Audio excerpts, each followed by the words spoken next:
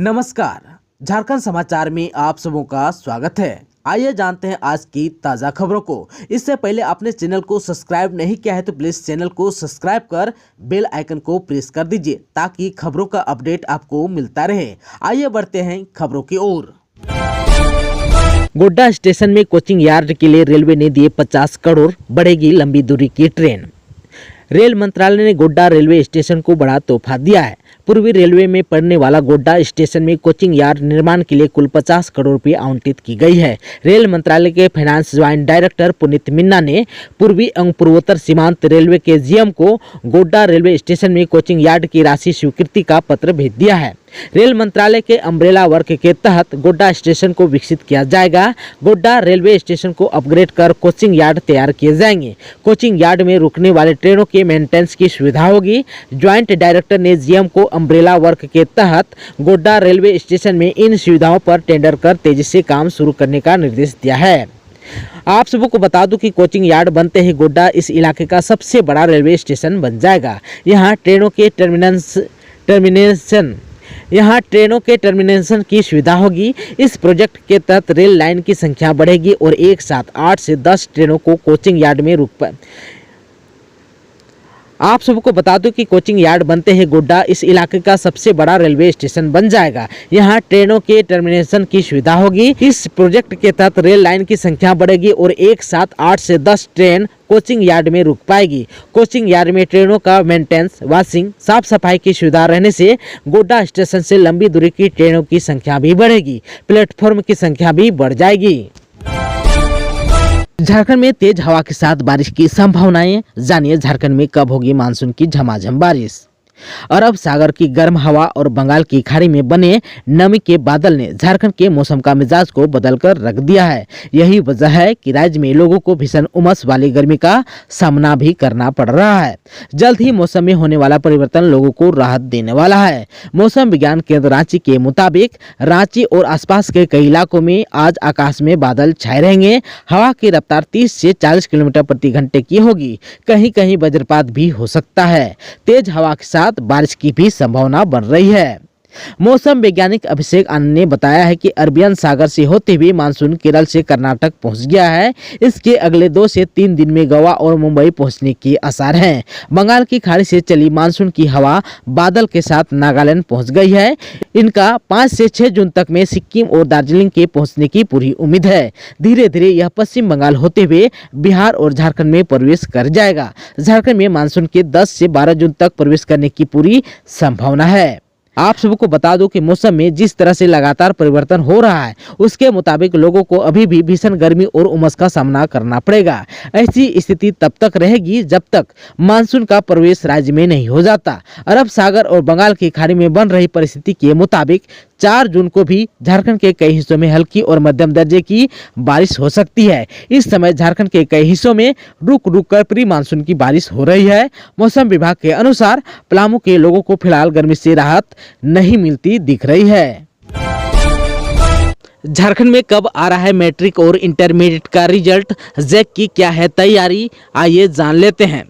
झारखंड में मैट्रिक एवं intermediate science का रिजल्ट जून महीने के अंत तक आ जाएगा। इंटरमीडिएट कॉमर्स और आर्ट्स का रिजल्ट इसके बाद जारी किया जाएगा। झारखंड अधिविद्य परिषद यानी कि जैक द्वारा मैट्रिक और इंटरमीडिएट साइंस की कॉपियों का मूल्यांकन पूरा कर लिया गया है। मैट्रिक एवं आईएससी का रिजल्ट जून महीने के अंत तक जारी कर दिया जाएगा। इसके बाद इंटरमीडिएट कॉमर्स और आर्ट्स का रिजल्ट भी जारी होगा।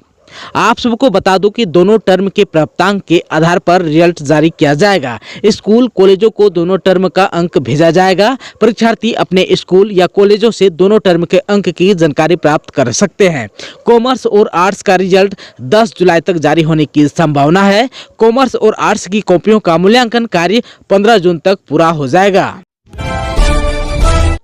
झारखंड में पारा शिक्षकों के आकलन परीक्षा के लिए जैक को निर्देश। झारखंड के शिक्षा मंत्री जगन्नाथ महतो ने कहा है कि राज्य में पारा शिक्षकों की पहली आकलन परीक्षा जुलाई में होगी। जैक द्वारा परीक्षा ली जाएगी। इस संबंध में जैक को दिशा निर्देश भी भेज दिया है। आकलन परीक्षा के आधार पर मानदेय में वृद्धि होगी। इसके अलावा शिक्षकों के कल्याण कोष के गठन की प्रक्रिया भी जल्द पूरी कर ली जाएगी। राज्य में कुल 61,148 पारा शिक्षक कार्यरत हैं। इनमें से कुल 14,042 पारा शिक्षक वर्तमान में शिक्षक पात्रता परीक्षा सफल है। पात्रता परीक्षा सफल शिक्षक आकलन परीक्षा में शामिल नहीं होंगे। ऐसे में बाकी बच्चे 47,016 शिक्षकों को आकलन परीक्षा में शामिल होना होगा। झारखंड राज्यसभा चुनाव में जेएमएम की महुआ मांझी और बीजेपी के आदित्य साहू निर्विरोध राज्यसभा सदस्य निर्वाचित। झारखंड राज्यसभा की 2 सीटों के लिए भाजपा प्रत्याशी आदित्य साहू और झामुमो प्रत्याशी महुआ मांझी की शुक्रवार को जीत की घोषणा की गई। ये निर्विरोध निर्वाचित हुए। चुनाव आयोग की अनुमति मिलने के बाद विधानसभा के प्रभारी सचिव और निर्वाचन पदाधिकारी जावेद हैदर ने दोनों की जीत की घोषणा की। 22 वर्षों में चौथी बार राज्यसभा के लिए निर्विरोध निर्वाचन हुआ है। आप सबको बता दें कि झारखंड में राज्यसभा की 2 सीटों के लिए 2 ही उम्मीदवारों ने नामांकन किया था। दोनों उम्मीदवारों के नामांकन पत्रों की स्क्रूटनी पूरी कर इसकी सूचना चुनाव आयोग को भेज दी गई थी। इसके बाद इनके निर्वाचन होने की घोषणा की गई। राज्य निर्माण से अब तक 22 वर्षों में ये चौथी दफा है जब राज्यसभा का निर्विरोध चुनाव हुआ। आंदोलनकारियों से बोले सीएम हेमंत सोरेन, आंदोलनकारी पुत्र के रूप में दिलाऊंगा मान सम्मान। झारखंड अलग राज्य आंदोलन के एक आंदोलनकारी को पूरा मान सम्मान और अधिकार देने का राज्य सरकार ने संकल्प लिया है। इस आंदोलन की अंतिम पंक्ति में शामिल आंदोलनकारियों को चिन्हित कर उनका हक दिया जाएगा। सिर्फ जेल जाने वाले नहीं, डुगडुगी बजाने वाले और तीर कमान बनाने वाले भी आंदोलनकारी हैं। मुख्यमंत्री हेमंत सोरेन ने शुक्रवार को झारखंड अलग राज्य आंदोलन के सभी आंदोलनकारियों के चिन्हितीकरण के शुभारंभ कार्यक्रम को संबोधित करते हुए ये बातें कही। इस मौके पर उन्होंने आंदोलनकारी चिन्हितीकरण आयोग के लोगो और आवेदन प्रपत्र का विमोचन भी किया। इसके द्वारा आंदोलनकारियों की नई सिरे से पहचान कर उन्हें सूचीबद्ध किया जाएगा। मानव तस्करी की शिकार झारखंड की 10 बच्चियां दिल्ली से मुक्त।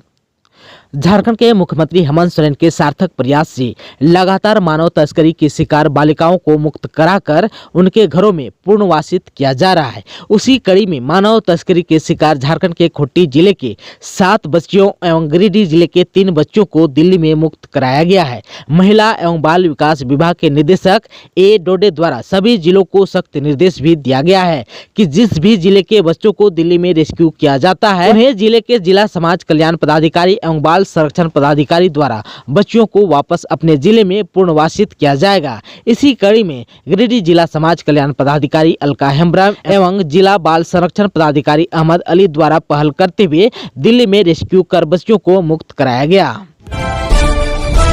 गुमला में अंधविश्वास ने एक बच्ची की ली जान, सांप काटने पर इलाज की जगह कराया झाड़ फूंक।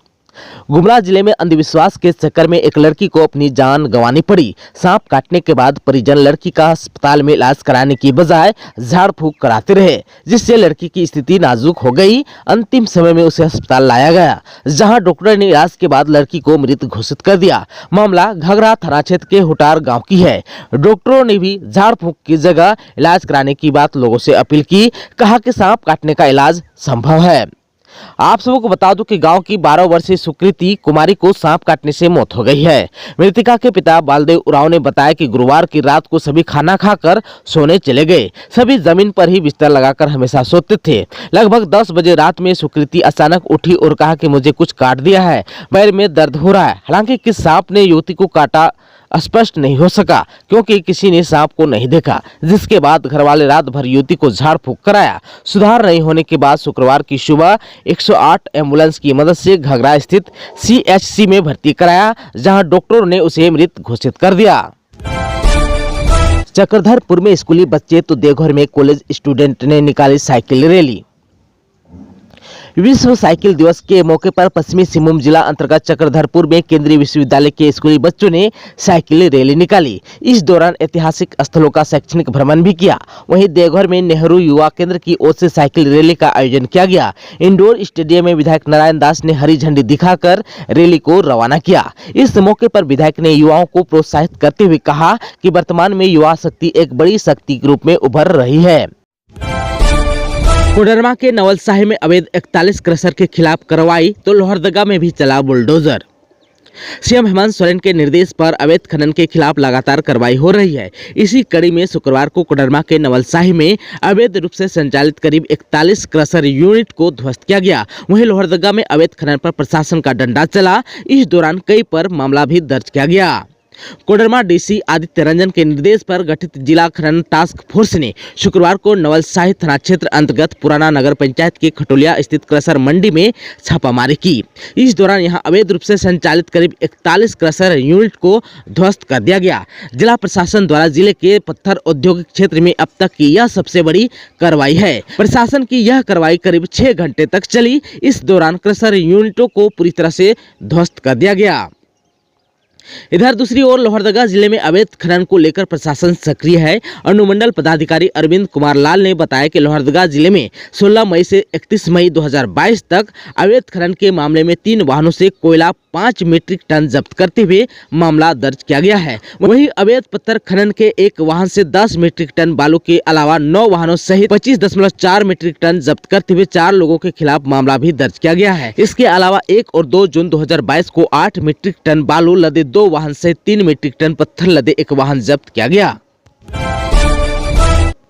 दोस्तों, अभी तक आपने चैनल को सब्सक्राइब नहीं किया है तो प्लीज चैनल को सब्सक्राइब कर बेल आइकन को प्रेस कर दीजिए ताकि खबरों का अपडेट आपको मिलता रहे। इसके साथ ही आज की खबरों में बस इतना ही। हमें दीजिए इजाजत। नमस्कार।